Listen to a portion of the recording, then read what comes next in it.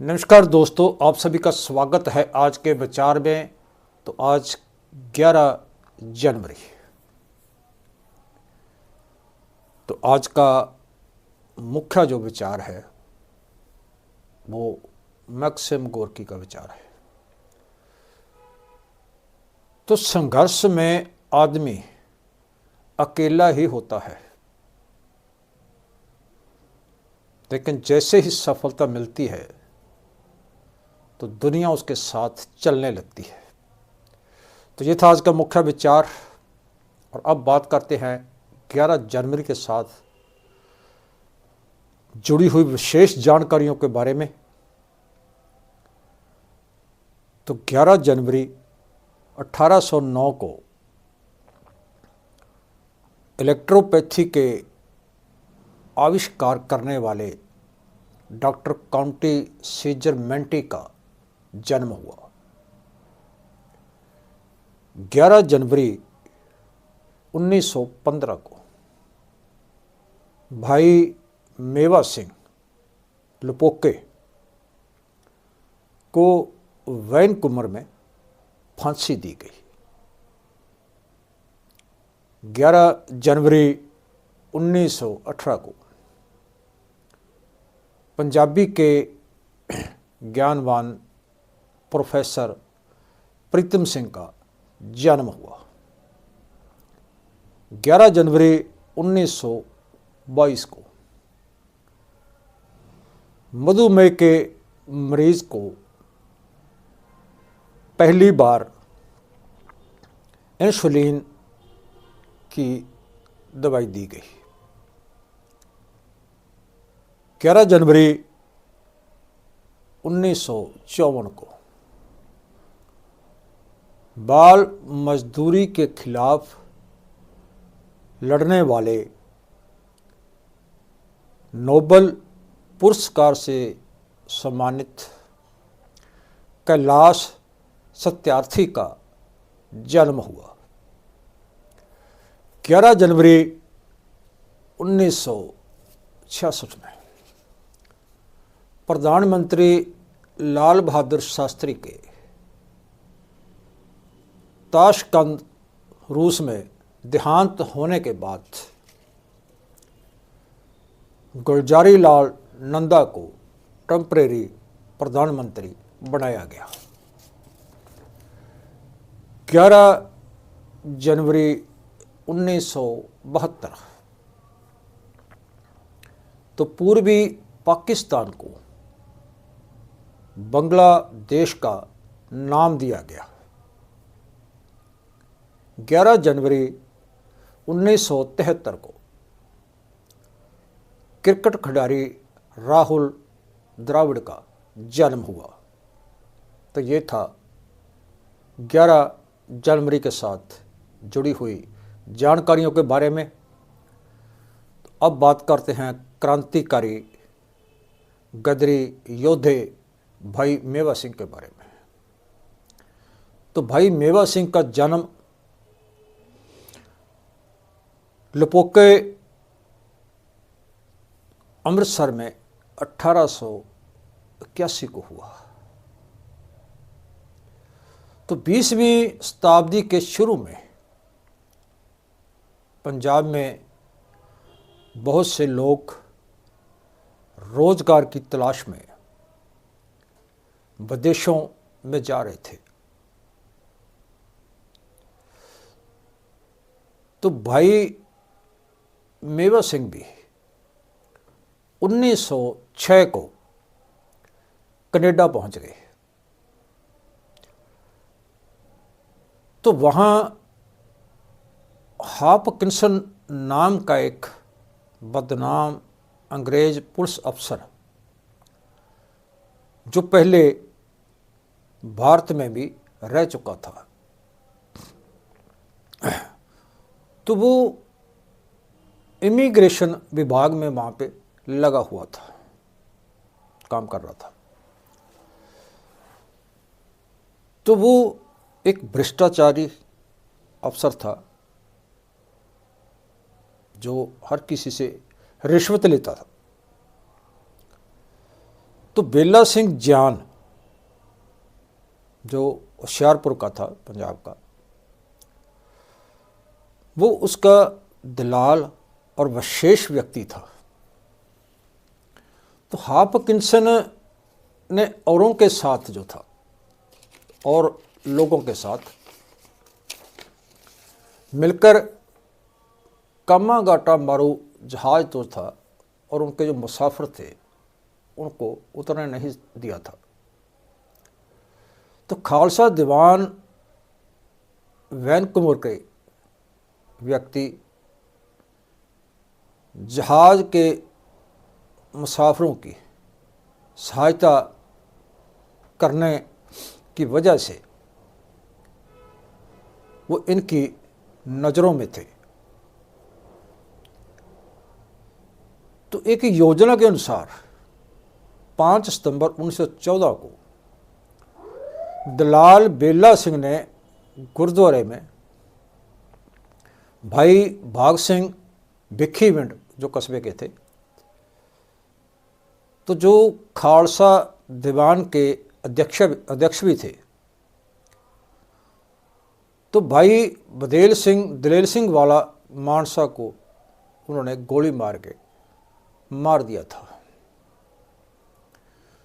तो हापकिंसन ने तब इनको वापस भारत भेज दिया। तो भाई मेवा सिंह के दिमाग में भार था इस बात का। तो उन्होंने 21/10/1914 को हापकिंसन जो उस समय कोर्ट में चहलकदमी कर रहे थे, तो उनके 3 गोलियां मारी और उनको मार दिया। और साथ में उन्होंने खुद को आत्मसमर्पण कर दिया और खुद को उन्होंने गिरफ्तार करवा दिया। तो उसने अपने क्रांतिकारी कथन में कहा कि एक ऐसे भ्रष्ट और दुष्ट अफसर को मारने की मेरी जिम्मेवारी है और मैं इसकी जिम्मेवारी लेता हूँ। तो 29/10/1914 को दिए गए एक निर्णय के अनुसार भाई मेवा सिंह को 11/1/1915 को फांसी दे देगी और वो फांसी का रस्सा चूमते हुए शहीद हो गए। तो बाद में हरि सिंह सूंड, ईश्वर सिंह और इंदर सिंह मुरली ने गद्दार बेला सिंह के टुकड़े टुकड़े करके उनको सजा दी। तो ये था भाई मेवा सिंह के बारे में। तो अब बात करते हैं अलग अलग इलाज प्रणालियों की पैथी के बारे में। तो मनुष्य शुरू से ही अपनी खुशी के लिए, अपने खुश रहने के लिए अक्सर वो नए नए आविष्कार करता आ रहा है, कर रहा है और आगे भी करता रहेगा। तो इसी तरह शरीर को आरामदायक बनाने के लिए समय समय पर कुछ इलाज प्रणालियां जो थी उनका आविष्कार किया गया। तो सबसे पहले एक नंबर पर जो हम लेते हैं वो है आयुर्वेदिक प्रणाली। तो ये सबसे पहले आयुर्वेद प्रणाली जो वैदिक युग के समय में अस्तित्व में आई, मुख्य आविष्कार है वो है अश्विनी कुमार धवन माने गए। तो बाद में इसका जो और ज़्यादा विकास धन्वंतरी वैद्य ने किया। तो भारत सरकार ने 1932 में इसको मान्यता दी। दूसरे नंबर पर एलोपैथी। तो ये यूनान में विकसित हुई और इसके जो प्रथम अवशेषक है वो है महात्मा हिप्पोक्रेटस माने जाते हैं। तो इस पैथी को इंडियन मेडिकल एक्ट के अनुसार 1916 में मान्यता दी गई। तीसरे नंबर पर यूनानी पैथी। तो ये प्रणाली वैसे तो मुख्य रूप पर भारत का आविष्कार माना जाता है। तो इसके जो आविष्कारक है वो है मिस्टर रैली चंगे। तो चौथे नंबर पे जो प्रणाली है वो है हेम्योपैथी। तो इसके आविष्कार जो इसका किया वो जर्मनी के डॉक्टर सैमुअल हैनेमान ने 1796 में इसका आविष्कार किया था। तो ये भारत में महाराजा रणजीत सिंह के समय में 1835 में भारत में आई। तो 1973 में भारत सरकार ने इस पैथी को मान्यता दी। तो पांचवा है इलेक्ट्रोपैथी। तो इसका आविष्कार जो है वो डॉक्टर काउंटी सीजर मेंटी ने 1865 में किया था। तो ये इलाज तरीकों की सभी दवाइयाँ जो है वो वनस्पति दुनिया से पैदा हुए पेड़ पौधों पत्तों फूलों से तैयार की जाती है। तो फिजियोथेरेपी भी काफ़ी प्रचलित है। तो 7वें नंबर पे है एक्यूप्रेशर प्रणाली। तो ये चीन में भी चल रही है। तो इलेक्ट्रोपैथी के आविष्कार डॉक्टर काउंटी सीजर मेंटी का जन्म 11 जनवरी 1809 को इटली के एक अमीर परिवार में हुआ था। तो उच्च शिक्षा प्राप्त करके उन्होंने जो दुखी लोगों की सहायता वो करने लगे, ज़रूरतमंद लोगों की वो सहायता करने लगे। तो 1847 में ऑस्ट्रेलिया की ओर से इटली पर आक्रमण कर दिया गया। तो करने पर डॉक्टर काउंटी सीजर ने अपनी जो थी सभी संपत्ति थी और अपनी संपत्ति का जो सभी भाग था वो देश सेवा के लिए रोम के शासकों को दान कर दिया था उन्होंने।